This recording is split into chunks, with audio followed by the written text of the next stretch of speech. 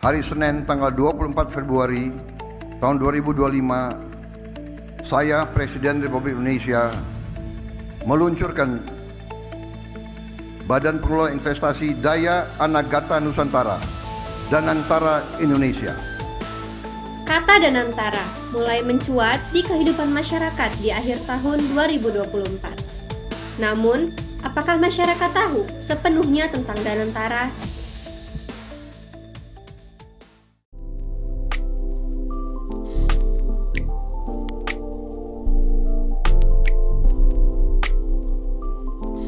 Lexemper David Remedium, Law Always Gives Solutions. Selamat datang di YouTube channel Hierarki di segmen Illegal Insight Podcast, tempat kita berdiskusi isu-isu hukum menarik dan tentu saja penuh pembelajaran. Bersama saya Danis Amara yang akan membantu kalian sebagai host dan akan membantu kalian untuk mengetahui peristiwa-peristiwa hukum yang terjadi dalam kehidupan sosial kita.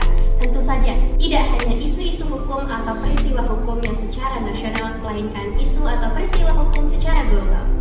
Pada episode ketiga kali ini, kami membahas sebuah isu yang kehadirannya kontroversial dalam kehidupan sosial masyarakat.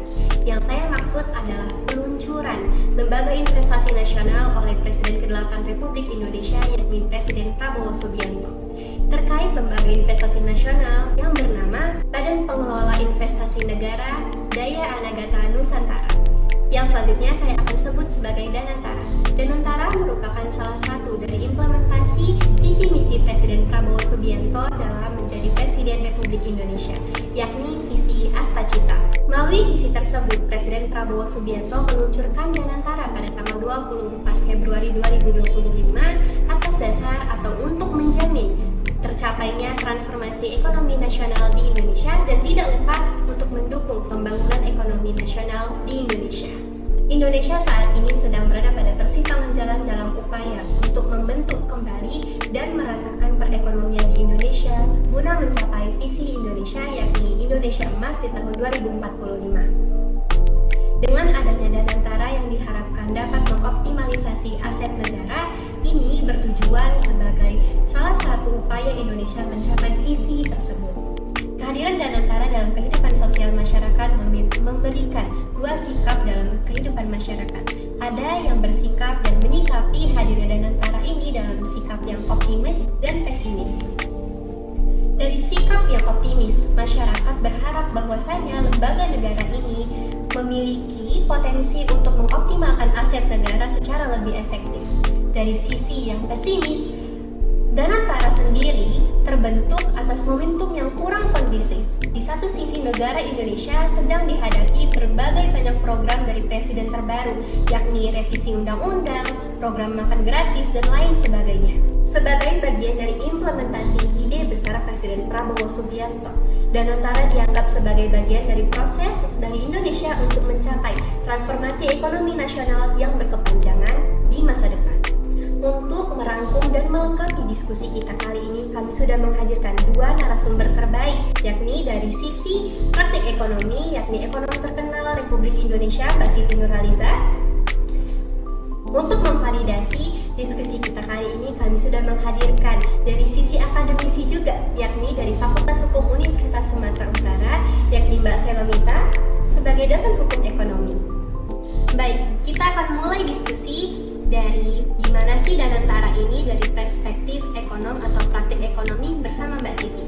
Mbak Siti, gimana Mbak Siti memberikan perspektif kepada masyarakat tentang pengertian atau definisi dari Danantara dan apa sih tujuan pembentukan dari Danantara ini yang dianggap sebagai lembaga investasi nasional? Baik, Danantara adalah sebuah holding company yang dibentuk untuk mengatur aset negara melalui konsolidasi perusahaan BUMN. Tujuannya yaitu untuk meningkatkan transparansi dan juga efisiensi aset negara untuk mendorong pertumbuhan ekonomi nasional. Dengan menggunakan dana sekitar 14.000 triliun rupiah, Danantara diharapkan dapat menjadi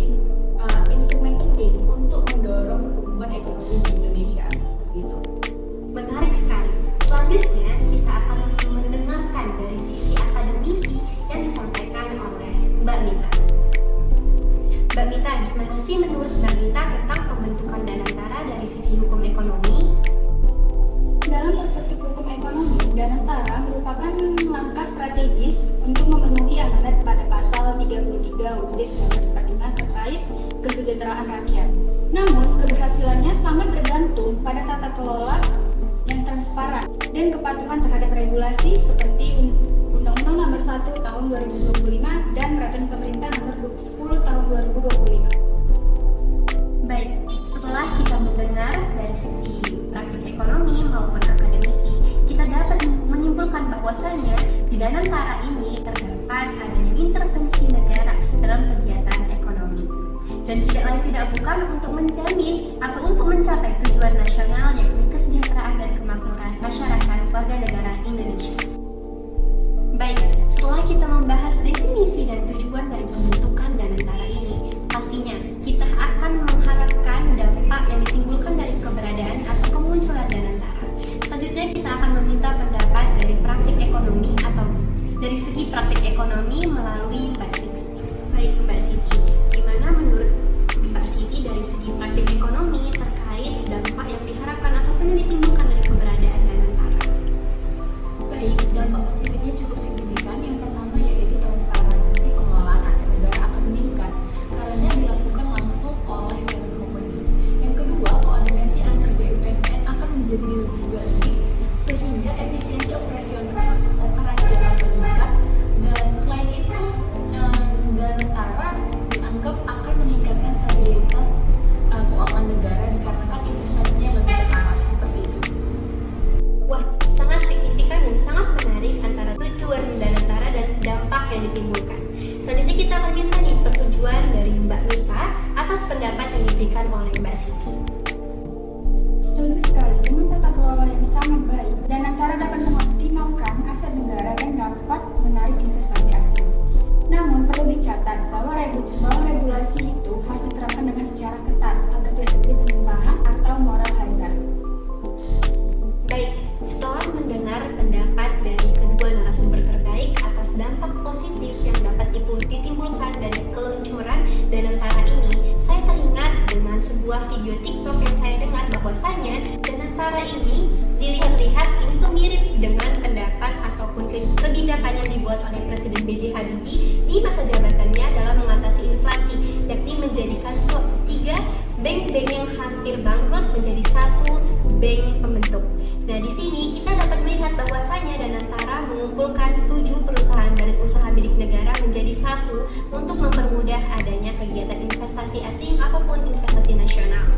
Selanjutnya, sebagai sebuah dari bagian dari regulasi, Danantara tentu saja memiliki tantangan, yakni potensi negatif dari pembentukan Danantara sebagai lembaga investasi nasional milik Indonesia. Selanjutnya kita akan minta pendapat kembali dari dua narasumber kita yang akan saya mulai dari bagaimana pendapat dari Mbak Siti sebagai ekonom yang memberikan pendapatnya dari sisi praktik ekonomi. Nah, ketika ada dampak positif pasti ada dampak negatifnya. Di sini ada beberapa risiko dari pembentukan Danantara. Yang pertama yaitu penambahan layer birokrasi yang berpotensi untuk memperpanjang proses pengambilan keputusan di BUMN sehingga mengurangi fleksibilitas untuk berinovasi. Selain itu, kepercayaan investor masih perlu dikaji lebih jauh dikarenakan dampaknya dalam jangka pendek itu belum cukup jelas terlihat. Baik, jika jangka pendek aja tuh belum terlihat dampak yang signifikan, gimana jangka panjangnya? Baik, sekarang kita akan meminta pendapat dari sisi akademik kembali, yakni Mbak Mita. Gimana pendapat Mbak Mita terkait resiko yang sudah disebutkan lebih duluannya dari Mbak Siti? Saya sepakat bahwa birokrasi tambahan itu dapat menjadi tantangan besar. Selain itu, jika tidak adanya transparan dalam tata kelola dan terjadi pelanggaran hukum dalam mengelola investasi tersebut, Danantara ini bisa gagal untuk meraih tujuan awal pembentukannya. Maka selanjutnya kita akan membahas, setelah tadi sudah membahas tentang dampak negatif dan positif, kita juga akan membahas nih gimana sih rekomendasi dari dua narasumber terbaik kita. Kita akan mulai dari gimana pendapat Mbak Siti terkait rekomendasi yang Mbak Siti berikan terhadap Danantara. Nah, pemerintah harus memastikan bahwa struktur manajemen tidak selalu berlapis-lapis agar tetap efisien. Nah, selain itu, diperlukan adanya langkah lanjutan seperti merger ataupun akuisisi dari perusahaan BUMN untuk meningkatkan daya saing secara global. Mantap sekali, ternyata kita tetap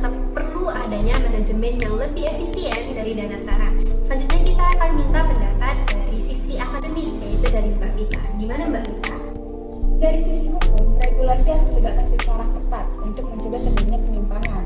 Selain itu, evaluasi berkala terhadap kinerja Danantara sangat penting agar tujuan jangka panjangnya sesuai dengan amanat Undang-Undang Dasar 1945. Baik, sangat banyak sekali ide-ide baru yang sudah diberikan dari dua narasumber terbaik kita saat ini. Mulai dari definisi, tujuan, dampak, hingga rekomendasi yang diberikan dari narasumber kita. Terima kasih atas idenya, Mbak sekalian. Selain berbagai potensi dan tantangan yang telah kita bahas sebelumnya, ada satu aspek krusial yang membutuhkan perhatian lebih dalam, yakni aspek hukum. Membicarakan tentang Badan Pengelola Investasi Daya Anagata Nusantara atau yang selanjutnya saya akan sebut sebagai BPI Danantara mempunyai kelemahan dalam regulasi yang mengaturnya. Sebagai negara hukum, Indonesia tentu saja mendasarkan setiap lembaga negaranya dan programnya pada sebuah kerangka hukum yang jelas. BPI Danantara sendiri dibentuk melalui perubahan dalam Undang-Undang BUMN yakni Undang-Undang Nomor 1 Tahun 2025 tentang perubahan ketiga atas Undang-Undang Nomor 19 Tahun 2003 tentang Badan Usaha Milik Negara dan diatur lebih lanjut dalam Peraturan Pemerintah Nomor 10 Tahun 2025. Namun, disinilah titik kritisnya, di mana regulasi yang secara spesifik masih belum mengatur sepenuhnya terkait proses operasional Danantara. Namun, pertanyaan seputar akuntabilitas dan transparansi pengelolaan Danantara, khususnya mengenai akses independen terhadap audit, telah menimbulkan berbagai perdebatan. Siapa yang perlu memahami akan hal ini? Semua pihak, termasuk investor dalam negeri, investor luar negeri, pemerintah dan lembaga pengawas hingga masyarakat luaslah jawabannya.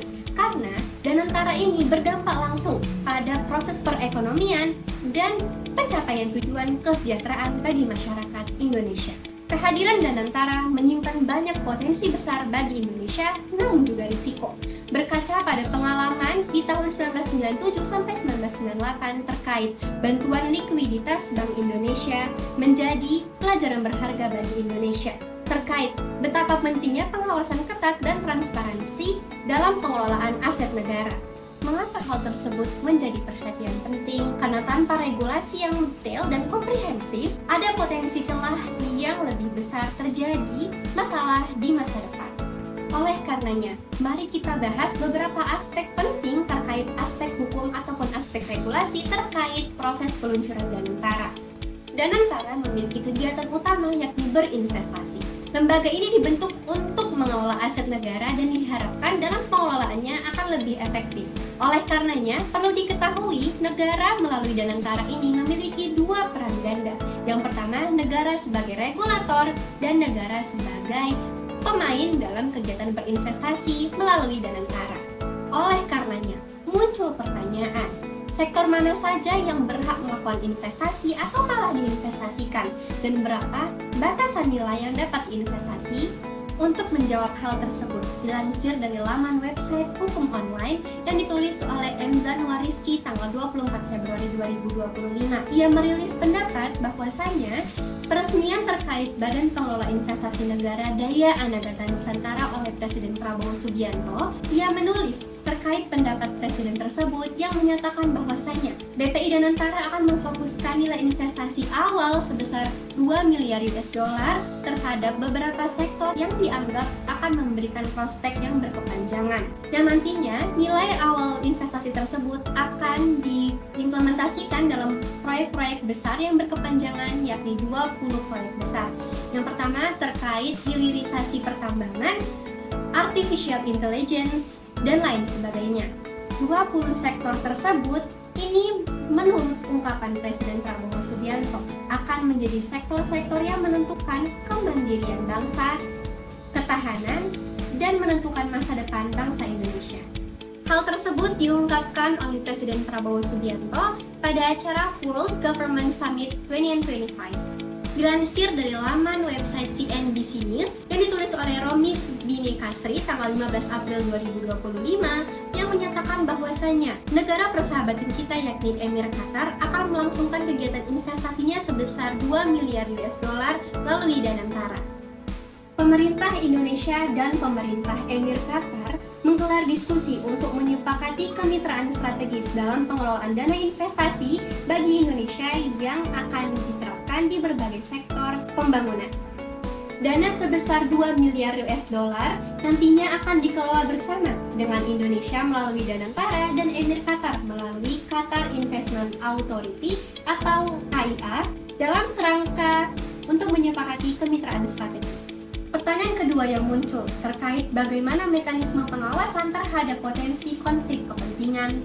Untuk menjawab hal tersebut, kami melansir dari Liputan 6 website terkait fakta-fakta manajemen audit Danantara begini saran pengamat yang ditulis oleh Laudia Tisara tanggal 21 Februari 2025. Liputan 6 ini terpacu dari pendapat seorang pengamat hukum dan pembangunan yakni Harjuno Wiwoho. Undang-undang BUMN yang baru memberikan peran penting kepada DPR dalam mengawasi Danantara. BPK dan BPKP dapat memeriksa Danantara jika ada permintaan dari DPR atau atas dasar pengawasan ataupun pemeriksaan dengan tujuan tertentu. Hal ini menunjukkan bahwasannya DPR memegang peran kunci dalam proses pengawasan Danantara dan memastikan adanya akuntabilitas dari proses pelaksanaan Danantara. Fungsi dari DPR tersebut terimplementasi dari Pasal 20A Undang-Undang Dasar Negara Republik Indonesia tahun 1945. DPR memiliki fungsi legislasi, anggaran, dan pengawasan termasuk terhadap pelaksanaan Undang-Undang BUMN dan kinerja Danantara. Namun, menurut Harjuno, diperlukan Dewan Pengawas Danantara yang menjamin akuntabilitas dalam mengawasi pengelolaan aset. Namun, mekanisme pengawasan ini perlu dijalankan secara efektif dan transparan untuk membangun kepercayaan publik. Kejelasan dan keterbukaan informasi sangat penting untuk mencegah potensi konflik kepentingan dan menjamin akuntabilitas. Pertanyaan ketiga berhubungan dengan pertanyaan kedua, yakni terkait transparansi dan akuntabel. Bagaimana mekanisme pelaporan dana dan audit yang efektif untuk memastikan pengelolaan dana yang transparan dan akuntabel demi tercapainya suatu prinsip yang diberlakukan oleh Danantara yakni transparan dan akuntabel perlu diawasi oleh pengawasan yang juga melakukan hal serupa yakni pengawasan yang transparansi dan pengawasan yang akuntabel. Yang pertama, terkait mekanisme audit. Perlu diketahui ternyata proses mekanisme auditing atau pengelolaan dana di Danantara ini bersifat independen. Ini memicu kekhawatiran masyarakat ataupun publik terkait adanya ataupun nantinya akan memicu potensi penyalahgunaan dana. Kita berkaca kembali pada kasus BLBI. Kita melihat bagaimana dana negara disalahgunakan oleh karena adanya lemahnya pengawasan dan intervensi politik yang kuat, ujar Harjono di website liputan6.com. Harjono juga menyoroti pentingnya audit independen oleh lembaga internasional dan laporan keuangan yang terbuka untuk publik. Hal itu untuk memastikan transparansi dan akuntabilitas pengelolaan dana Danantara. Ia menekankan bahwa tanpa transparansi dan akuntabilitas, holding investasi negara melalui Danantara berpotensi menjadi sumber masalah ekonomi baru. Meskipun Undang-Undang BUMN yang baru mengatur pemeriksaan laporan keuangan tahunan oleh akuntan publik, pertanyaan terkait akses BPK dan KPK dalam Danantara tetap menjadi pertanyaan. Namun, juga ada risiko lemahnya penegakan hukum apabila BPK dan KPK tidak memiliki akses dalam audit Danantara. Kelemahan regulasi terakhir yakni terkait regulasi mana yang berlaku apabila terjadi penyalahgunaan aset negara. Maka timbullah pertanyaan terkait bagaimana regulasi melindungi aset negara yang dikelola oleh Danantara dari risiko investasi yang berlebihan ataupun penyalahgunaan. Untuk menjawab pertanyaan tersebut, kita dapat berkaca dari Undang-Undang Nomor 31 Tahun 1999 tentang tindak pidana korupsi yang menyatakan bahwasanya setiap orang yang dengan tujuan menguntungkan diri sendiri atau orang lain atau suatu korporasi menyalahgunakan kewenangan, kesempatan atau sarana yang ada padanya karena jabatan atau kedudukan yang dapat merugikan keuangan negara atau perekonomian negara, dipidana dengan pidana penjara seumur hidup atau dengan pidana penjara paling singkat 1 tahun dan paling lama 20 tahun dan atau denda paling sedikit 50 juta rupiah dan paling banyak 1 miliar rupiah. Oleh karena itu, banyak sekali regulasi yang berkaitan dengan Danantara. Oleh karena itu, meskipun Danantara tidak secara langsung diawasi oleh BPK dan KPK, proses hukum tetap berlaku jika ada tindak pidana. Melansir dari berbagai sumber, hal ini disebabkan oleh Danantara sudah mengadopsi ketentuan dalam Undang-Undang BUMN yang baru, sehingga jika terjadi tindak pidana, maka akan tetap diproses hukum. Namun, berbicara tentang tindak pidana, dalam pasal 9F Draft Revisi Undang-Undang Badan Usaha Milik Negara versi 4 Februari 2025 menyatakan bahwasannya terdapat keberadaan Business Judgment Rule atau BJR yang menyatakan bahwasannya anggota direksi tidak dapat dimintai pertanggungjawaban hukum atas kerugian badan usaha milik negara jika dapat membuktikan bahwa kerugian tersebut bukan karena kesalahan atau kelalaiannya. BJR berarti melindungi pengambilan keputusan BUMN dari tuntutan hukum jika kerugian yang terjadi akibat kebijakan bisnis yang diambil benar dan melalui tata kelola yang baik serta tanpa konflik kepentingan. Namun hal ini bukan berarti Undang-Undang BUMN melindungi pejabat yang melakukan kelalaiannya, tidak berarti mereka kebal akan hukum. Oleh karenanya, dari berbagai kelemahan regulasi Danantara, keberhasilan Danantara dalam menarik investasi asing juga bergantung pada transparansi dan akuntabilitas. Investor dalam negeri maupun investor luar negeri akan lebih percaya untuk berinvestasi jika pengelolaan Danantara dilakukan secara profesional dan transparan. Kepercayaan ini akan berdampak positif terhadap pertumbuhan ekonomi di Indonesia yang berkepanjangan. Terima kasih para penonton yang sudah menonton sampai akhir diskusi kita kali ini. Sungguh sangat bermanfaat untuk kita lebih was-was terhadap kegiatan-kegiatan yang telah dibuat oleh pejabat pemerintah